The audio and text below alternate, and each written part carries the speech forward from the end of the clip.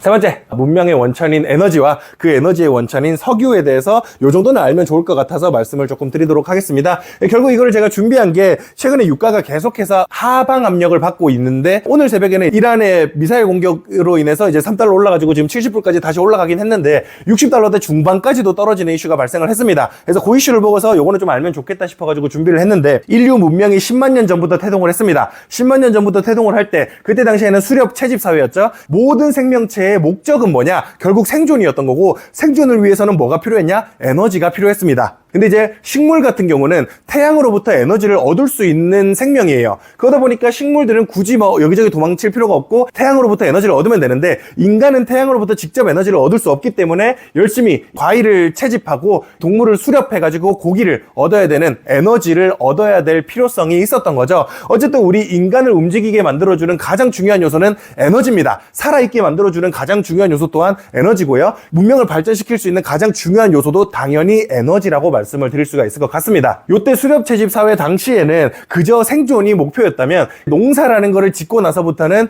잉여 에너지가 생기기 시작했어요. 그 잉여 에너지가 생기면서 농사 외에 무기를 만든다거나 아니면 이제 먹고 사는 거 외에 우리 부족을 지키기 위해서라거나 생산성을 높이기 위해서라거나 더 멀리 가기 위해서라거나 이런 다른 에너지의 이용이 가능하게 됐다고 볼 수가 있겠습니다. 지금 가장 대표적으로 에너지의 효율이 좋아가지고 가장 빠르게 발전하고 있는 게 뭐냐면요. 운송 수단의 발전입니다. 에너지 밀도가 아주 높은 자원을 여러 개 발견해가지고 그 밀도 높은 에너지를 이용해서 더 멀리까지 더 필요한 많은 자원들을 옮길 수 있게 된 거고요. 요것 또한 이제 생존이 가능해지고 난 이후부터 더 멀리 더 많은 자원을 옮길 수 있는 고민을 해볼 수가 있었던 거죠. 에너지로 인한 문명의 발전을 아주 짧게 논리를 많이 비약해서 말씀드렸는데요. 혹시라도 요거에 대해서 디테일한 내용이 궁금하신 분들은 질문 주시면 제가 따로 말씀드리도록 하겠습니다. 이 시간이 짧다 보니까 요걸 다 말씀드리기에는 부족하고 심지어 천문학에서도 요 문명의 척도를 에너지 사용량으로 구분하고 있어요. 1960년대인가 니콜라이 카르다쇼프라는 천문학자가 이 카르다쇼프 척도라는 걸 만들었거든요. 외계 생명체, 외계 문명의 레벨을 어느 정도로 따지면 될까에 대한 척도를 만들어냈습니다. 한 행성에, 그러니까 우리 지구의 에너지를 모두 이용할 수 있으면 1단계 문명이라고 정의했고, 한 항성계, 그러니까 태양계 같은 거죠. 한 태양계의 에너지를 모두 이용할 수 있으면 2단계 문명이라고 얘기했고, 은하계 에너지를 모두 이용할 수 있으면 3단계 문명이라고 얘기를 했습니다. 그러면 우리 인류는 지금 문명의 어느 단계쯤 있을까요? 우리 인류는 얼마나 많은 에너지를 쓰고 있을까요? 0.7단계입니다. 0.1단계 올라가기 위해서 에너지를 10배 더 써야 돼요. 지금 0.73단계인데 우리가 여기서 1단계가 되기 위해서는 우리는 500배 더 많은 에너지를 지금보다 써야 됩니다. 어마어마하게 많이 늘어나야 그나마 우리 지구가 가진 에너지만큼을 겨우 쓸 수 있는 문명이 되게 되는데 아직까지는 우리는 아직 갈 길이 정말 멀다. 우주적 단위로 생각을 해봤을 때는 아주 작은 문명이다 라고도 생각을 해볼 수가 있는데 요 0.73단계에 가장 큰 영향을 끼친 게 우리한테 지금은 석유입니다. 석유가 어떻게 이루어져 있냐?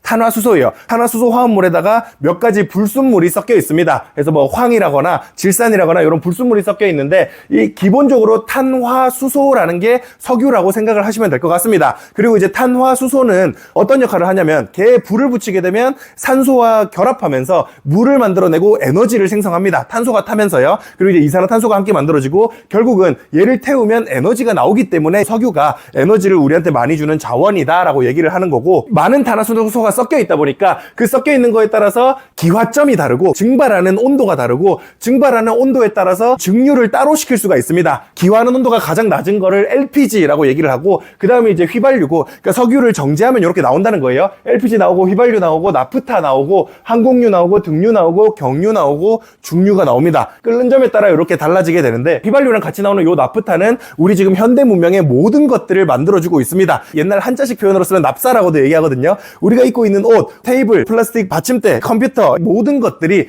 요 납사에서 나온다라는 거를 생각을 해봤을 때 우리는 석유가 없으면 정말 안 되는 사회를 살아가고 있습니다. 그뿐만 아니라 에너지 측면에서도 저번에도 한 4주쯤 전인가요? 제가 이제 요 장표를 보여드렸던 적이 있는데 단위 부피당 열량이 얼마나 되냐?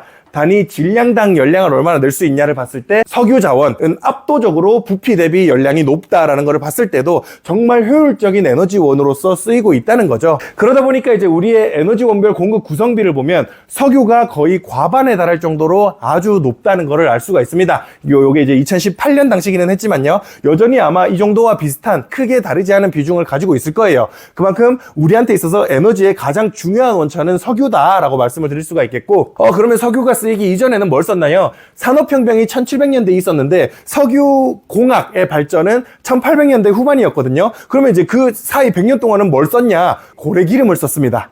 석유 화학 산업이 발전하기 전까지는 우리가 고래기름을 썼는데, 요거는 이제 여담으로서 말씀드리는 건데, 옛날에 등을 붙이기 위해서 고래기름을 썼어요. 고래기름을 태워가지고 등에 불을 붙였습니다. 그리고 기계를 돌리기 위한 방직기, 그러니까 산업혁명 때 방직기를 돌리기 위한 기름도 요 고래기름을 썼었어요. 그러다 보니까 포경산업이 엄청 성행을 했었고, 산업이 계속해서 발전하면서 고래기름에 대한 수요가 늘어났고, 고래기름 가격이 급등을 하자, 1800년대 중반이에요. 1800년대 중반에 고래기름 가격이 급등을 하니까 그때부터 이제 석유 화학 산업이 빠르게 발전을 했다고 말씀드릴 수가 있겠습니다. 1800년대 후반에 석유 화학 산업이 빠르게 발전하면서 우리 고래들은 이 숨 쉴 수 있는 공간이 생겼다라고도 볼 수가 있겠습니다. 그래서 이제 제가 우스갯소리로 하는 얘기인데, 지구를 살리는 건 친환경 운동가가 아니라 기술의 발전이라고 우스갯소리로 얘기를 되게 많이 하거든요. 어쨌든 간에 1800년대 후반 이후로 정유 화학 산업은 계속해서 발전을 해왔고, 지금도 여전히 정유 화학 산업 시장은 정말 커요. 자연과학이나 공학 연구자 석사 박사를 나온 사람 중에 연봉 1위가 압도적으로 석유화학산업 종사자입니다. 그 정도로 이제 석유화학산업 시장은 정말 큰데, 석유의 질을 구분하는 방법에 대해서 좀 간단하게 말씀드릴게요. 기본적으로 탄화수소에 불순물이 섞여 있다 보니까, 수소는 가장 가벼운 물질이잖아요. 수소가 많이 섞여 있을수록 좋은 석유입니다. 그만큼 불순물이 적다는 뜻이니까요. 그러다 보니까 가벼울수록 기본적으로 좋은 석유다라고 보거든요. 태울 게 많다는 거니까 그거를 판단하는 척도를 API도라는 거를 만들어 놨습니다. 미국 석유협회에서 만들어 놓은 기준인데, API도가 높을수록 경질류, 그러니까 가볍다는 뜻이에요. 가벼울 경자를 쓰는 거예요. 경질류라고 얘기하고, 중간 정도 API를 가지고 있으면 가운데 중자를 써서 중질류라고 얘기하고, 무거운 거는 불순물이 많다는 뜻입니다. 이거를 무거울 중자를 써서 또 중질류라고 얘기를 하고 있습니다. 그래서 요거에 따라서 원유의 질이 결정되고, 거기에 추가적으로 황 함량에 따라서 황이 많으면 많을수록 석유가 끈적끈적해집니다. 그래서 타르가 많다라고 얘기를 하는데, 이 황이 적으면 적을수록 고품질의 석유라고도 얘기를 합니다. 그래서 이 API도랑 황함량에 따라서 석유의 질을 구분하고 있다라고 얘기할 수 있겠는데, 기본적으로 이제 API도가 높을수록, 그리고 황함량은 낮을수록 좋은 석유다라고 얘기를 하고 있습니다. 그리고 이제 우리가 세계 3대 유종이라고 얘기를 하는 게 두바이유, 브렌트유, WTI유, 요 세 개를 얘기하거든요.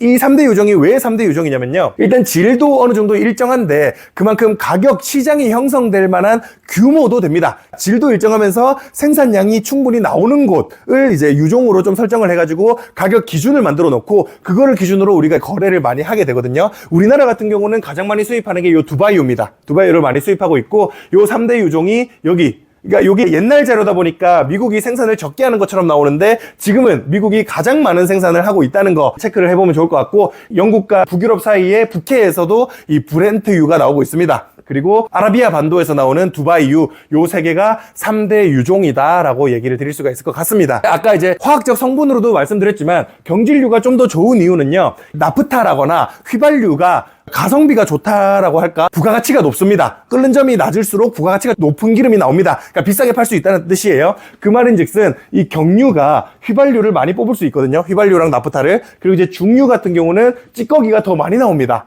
그러다 보니까 경유가 좀 더 질 좋은 원유의 취급을 받을 수밖에 없다. 요 정도를 이해하고 계시면 석유 산업은 투자자 입장에서는 대부분을 이해할 수 있다. 그래서 어쨌든 간에 우리는 이제 뭐 요 사이에 있는 것들을 많이 수입해서 정유해서 가공해서 팔고 있다라고 보시면 될 것 같습니다. 제가 이 말씀을 왜 드렸냐면, 전체 에너지 수요입니다. 우리 전 세계 에너지 수요를 2000년부터 2001년까지 막대기 하나가 1년이에요. 1년 동안 에너지 수요를 얘기하는 건데, 우리는 이제 화석 연료를 계속해서 가장 많이 쓰고 있습니다. 콜이 석탄이고 석유고 천연가스잖아요. 이걸 이제 대표적으로 화석 연료라고 얘기를 하는데, 화석 연료 수요가 가장 많아요. 지금 우리 인류의 에너지 소비는. 근데 이제 이 재밌는 포인트가 뭐냐? 요 other renewable, 이게 매년 16%씩 성장하고 있다는 점.